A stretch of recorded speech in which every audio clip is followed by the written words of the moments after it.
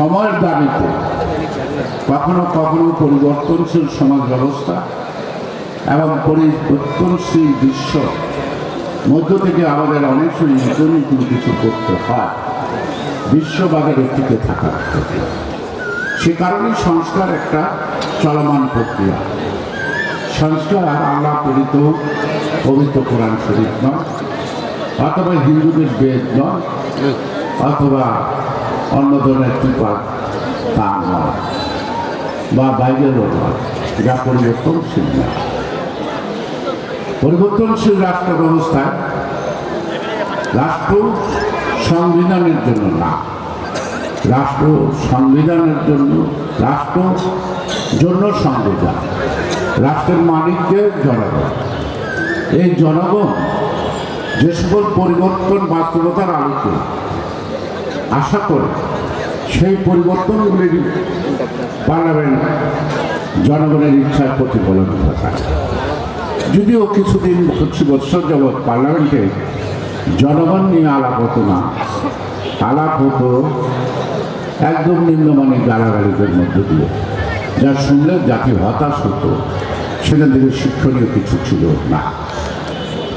সে কারণেই আজকের সময়ের দাবিতে রাজনীতি থেকে, সমাজ জীবন থেকে কুসংস্কার, দুর্নীতি অথবা চাঁদাবাদী, সন্ত্রাস এবং অনেক ভূমি দস্যুবৃত্তি নতুন করে জন্ম নিচ্ছে বাংলাদেশে, যেটা হয়তো 50 বছর আগে ছিল না। সেই কারণে এগুলিকে একটি সুষ্ঠু নিয়ন্ত্রণের মধ্য দিয়ে রাষ্ট্র পরিচালনার জন্য যখন তখন যে কোনো পরিবর্তনের প্রয়োজন দেখা দেয়, সেটাকেই বলা হয় সংস্কার। এই 31 দফা সংস্কারই যদি আমরা মনে করি রাষ্ট্রের জন্য চূড়ান্ত নয়, এই 31 দফা সংস্কার চলমান অবস্থায়ও নতুন নতুন আরও কোনো সংস্কার মানুষের আকাঙ্ক্ষার পরিপ্রেক্ষিতে আবার নতুন করে সংযোজিত হতে পারে। আবার 31 দফার মধ্যে এমন এমন সংস্কার থাকতে পারে যে সংস্কারগুলির প্রয়োজন হয়তো দেখা দেবে না, মানুষ তার চিন্তা ভাবনা দিয়ে, মানসিকতার পরিবর্তন দিয়ে তারা সেটাকে নিজেরাই সংশোধন করে দিত। সুতরাং এটার জন্য একটা মানসিক প্রস্তুতি দরকার নেতা কর্মীদের। সেই প্রস্তুতিটা যদি না থাকে তাহলে শেখ মুজিব যেই কারণে বাকশাল করছিল যে সমাজতন্ত্রের দেশ করবে, নাকি পারেন নাই, কারণ তার দল সমাজতন্ত্র বুঝত না। তার দলের নেতা কর্মীরা সমাজতন্ত্র খায় না মাথায় দেয় তা জানত না। সেই কারণেই শেখ মুজিবের বাকশাল টিকেনি, সে নিজে টিকতে পারে নাই, তার জীবন দিয়ে খেসারত দিয়েছে। গণতন্ত্রপ্রিয় মানুষের গণতন্ত্র হরণ করলে তার পরিণতি কী হয় পরবর্তী পর্যায়ে বুঝতে পারছেন।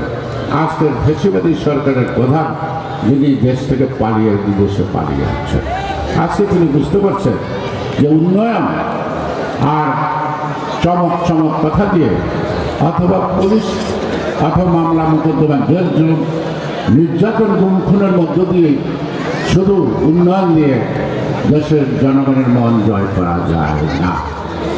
এবং আজকে শেখ মুজিবের মৃত্যু দিবস আমরা জানতাম অনাকাঙ্ক্ষিত মৃত্যু, সেটা ছিল 15ই আগস্ট।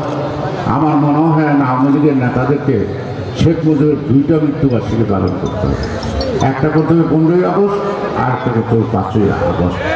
কারণ শেখ হাসিনা সব নিজে তার কর্মকাণ্ড দিয়ে তার বাবার দ্বিতীয় মৃত্যু দিবস সৃষ্টি করছে 5ই আগস্ট। এটি হলো আমাদের জাতীয় জীবনের শিক্ষার বিষয়। করতে পারেন, এটা আপনি অনুধাবন করতে পারেন। অনুধাবন করতে পারেন বলেই যার 50 জন লোকের মিছিল নিয়ে আসতে পারতেন না, তিনি এখন 500 লোকের মিছিল আনেন। অর্থাৎ আপনার এলাকায় কে বিএনপি করতো মনে মনে বা বিএনপির প্রতি ভালোবাসা আছে, তাদেরকে আপনারাই সংগঠিত করেছেন, আপনারাই সংগঠিত করবেন। আমি পাড়া মহল্লায় রাজ করি, আমি দেখতে খুশি হই, হারে এত লোক, নাকি আমরা খুশি হই। আপনারাও যা যা শক্তি, যা যা সাংগঠনিক দক্ষতা প্রমাণ করার জন্য, 2টা হাতিতালি বেশি পাওয়ার জন্য, প্রশংসা পাওয়ার জন্য আপনারাও বড় বড় মিছিল সংগ্রহ করে নিয়ে আসছেন বা রাজ সদস্য পদ নবায়ন করবেন। যাচাই বাছাই করার দায়িত্বটা আপনার। আমরা সবাই চিনতে পারবো না, সুতরাং আপনারা যাচাই বাছাই যদি ভুল করেন তার মাসুল আপনারা দেবেন, সাথে যাতে দিব, আমাকে তো দিতেই হবে। সে কারণেই বলবো যে প্রান্তিক পর্যায়ে যারা নেতৃত্ব করেন পাড়া মহল্লা ইউনিয়ন ওয়ার্ডে, তাদেরকে বলবো আপনারা অত্যন্ত সতর্কতার সাথে এই ফর্ম ফিল আপ করবেন। বিএনপি করার লোকের অভাব নাই,